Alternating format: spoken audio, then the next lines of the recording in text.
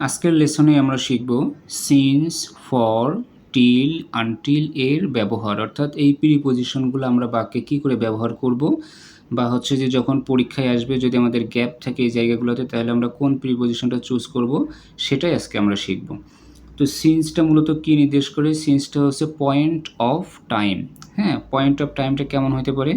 যেমন হচ্ছে যে আমরা যে বলি মর্নিং, ইভিনিং, আফটারনুন, হ্যাঁ, তারপরে হচ্ছে যে আবার এমনও হইতে পারে 3 o'clock, 3 PM, তারপরে হচ্ছে কোনো বারের নাম উল্লেখ হইতে পারে, যেমন হচ্ছে সানডে, মানডে, টুয়েসডে। যদি এইরকম আমাদের পয়েন্ট অফ টাইম কোনো সেন্টেন্সের মধ্যে উল্লেখ থাকে, তাহলে সেখানে আমরা বা সেটার পূর্বে কী বসাবো? সিন্স বসাবো। হ্যাঁ, আচ্ছা, তারপরে এখানে আরেকটা কথা হচ্ছে, আমরা যখন বাংলা বাক্যটা দেখব, যেমন হচ্ছে যে আমি যদি বলি যে আমি এই শহরে 1950 সাল থেকে আসি, এই যে বাংলা বাক্যের মধ্যে যদি আমরা হতে, থেকে, চেয়ে এই বিভক্তিগুলো যদি পেয়ে থাকি, তাহলে ধরে নিতে হবে সেখানে আমরা কি ব্যবহার করব? সিন্স ব্যবহার করব। হ্যাঁ, কোথায় ব্যবহার করব? ওই নাউন অথবা প্রোনাউন অথবা ওই সময়ের পূর্বে যে সালটা উল্লেখ থাকবে সেই সালটার পূর্বে। আচ্ছা, এটা মূলত আরেকটা কাজ করে, সেটা হচ্ছে অতীত সময়কে নির্দেশ করে। হ্যাঁ, একটা অতীত সময় থাকলো কিন্তু ওই সময়ের নির্দিষ্ট টাইম পিরিয়ড। যেমন আমি যদি বলি আমি 1995 সাল থেকে ঢাকাতে বসবাস করি, তারপরে আমার হচ্ছে যে 2010 সাল থেকে আমি খুলনাতে বসবাস করি। যদি এই রকম অতীতের কোনো নির্দিষ্ট সময়কে মেনশন করা থাকে, তাহলে আমরা সেটার পূর্বে কী বসাবো? সিন্স বসাবো। অথবা আমাদের পয়েন্ট অফ টাইম যেটা থাকবে সেটা হচ্ছে যে কোনো বারের নাম হইতে পারে, মাসের নাম হইতে পারে, বা হচ্ছে যে ঘড়ির সময়ের কথা উল্লেখ থাকতে পারে। যদি ওখানে পয়েন্ট অফ টাইমটা থাকে, তাহলে ঠিক তার পূর্বে আমরা কী বসাবো? সিন্স বসাবো। যেমন এখানে আমরা দুইটা উদাহরণ লিখে রাখছি, সেটা হচ্ছে ইট হ্যাজ বিন রেইনিং, তারপরে সিন্স মর্নিং। এই যে মর্নিংটা হচ্ছে point of time, point of টাইমটা থাকলে আমরা কী করব? সিন্স বসাবো। অর্থাৎ এটা যদি আমরা মিনিং করি তাহলে কি হচ্ছে? It has been raining since morning, তার মানে কি সকাল থেকেই বৃষ্টি হচ্ছে, এখনও কিন্তু বৃষ্টি থামে নাই। ওই যে হতে থেকে চেয়ে আছে, তাহলে আমরা কি করব? এই পয়েন্ট অফ টাইমের পূর্বে আমরা সিন্স বসাইতে পারি। আরেকটা আছে she has lived here since 1975, তাই না? তার মানে সে 1975 সাল থেকে এখানে কি করছে? বসবাস করছে। তাহলে এই যে পয়েন্ট অফ টাইম কত? এই যে 1975, তাই না? তো এটার সময়টাও হচ্ছে অতীতকালের সময় বা অতীতকালের ঘটনা বোঝাচ্ছে। তো হচ্ছে যে এই সময় থেকে সে কিন্তু এখনও এখানে বসবাস করতেছে। তার মানে যে পয়েন্ট অফ টাইমটা উল্লেখ করা আছে ওইটার পূর্বে তাহলে আমরা কি বসাবো? অবশ্যই সিন্স বসাবো। আচ্ছা, আশা করি সিন্সটা বোঝা গেছে। এরপরে ফরটা কি? ফরটা মূলত আমরা জানি যে এটা মূলত জন্য, কিন্তু এই যে ফরটা হচ্ছে একটা পিরিয়ড অফ টাইম থাকবে। সিন্সটা যেমন ছিল পয়েন্ট অফ টাইম, ফরটা কী হবে? Period of time. অর্থাৎ একটা সময়ের কিন্তু ব্যাপ্তি থাকতে হবে। সময়ের ব্যাপ্তি বলতে কি 5 থেকে 10 বছর, বা হচ্ছে যে মানে পরপর 2 দিন, তারপরে হচ্ছে যে যাবত, তাবত বাক্যগুলোর মধ্যে যদি আমাদের এমনও থাকে যে হচ্ছে যে আমি 2 দিন যাবত না খেয়ে আছি, ওই যে যাবত। তারপরে যদি বলি যে 2 বছর যাবত আমি গ্রামে যাই না, হ্যাঁ, বা সে আমার জন্য 3 ঘন্টা যাবত অপেক্ষা করতেছে। যদি বাক্যের মধ্যে এরকম জন্য, যাবত, তাবত এই ধরনের কথাগুলা বা আমরা হচ্ছে যে বিভক্তিগুলা পেয়ে থাকি, তাহলে সেখানে আমরা কি ব্যবহার করব? প্রিপজিশন হিসেবে ফর ব্যবহার করব। ঠিক আছে? সোজা কথা, যদি একটা সময়ের ব্যবধান উল্লেখ করা থাকে, তাহলেই আমরা সেখানে ফরটা ব্যবহার করতে পারবো। এখন দুইটা উদাহরণ দেখি। He lived in Dhaka for 10 years.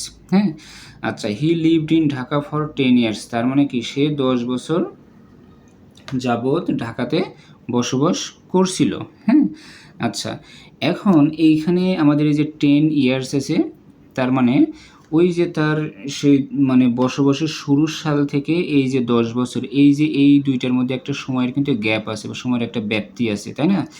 যেখানে আমাদের এই সময়ের ব্যাপ্তিটা থাকবে, ঠিক সেই ক্ষেত্রে আমরা নাউনটার পূর্বে কি বসাই দেব? ফরটা বসাবো।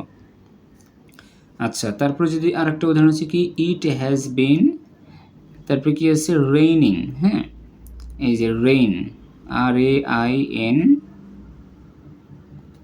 তারপরে ING, raining. It has been raining for 2 days, তার মানে কি 2 দিন যাবৎ বৃষ্টি হচ্ছে, তাই না?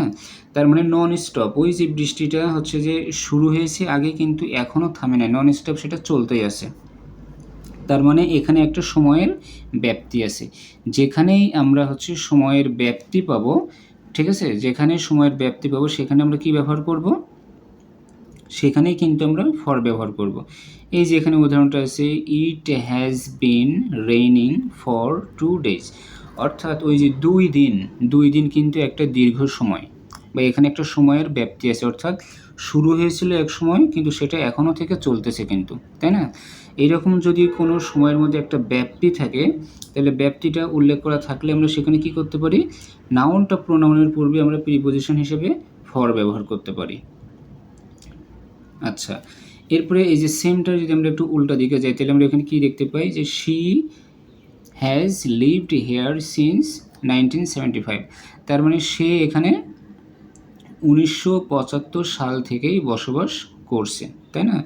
তার মানে এখানে যদি হচ্ছে যে আমাদের এমন থাকতো, সে 1975 সাল থেকে হচ্ছে যে 1990 সাল পর্যন্ত ঢাকাতে ছিল বা এখানে বসবাস করছিল, তাহলে এই যে 1975 থেকে 1980 বা 1990, এই যে দুইটা টাইম পিরিয়ডের মধ্যে একটা ব্যাপ্তি আছে, এই রকম যদি থাকতো তাহলে কিন্তু আমরা কি করতাম, ফর ব্যবহার করতাম, ঠিক আছে?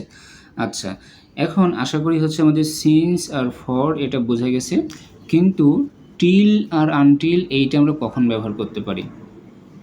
টিল আনটিলটা আমরা তখনই ব্যবহার করব যখন আমরা দেখব এটা হচ্ছে কোনো ভবিষ্যৎকালের সময়কে নির্দেশ করবে এবং সেখানেও কিন্তু একটা পয়েন্ট অফ টাইম থাকবে। কেমন?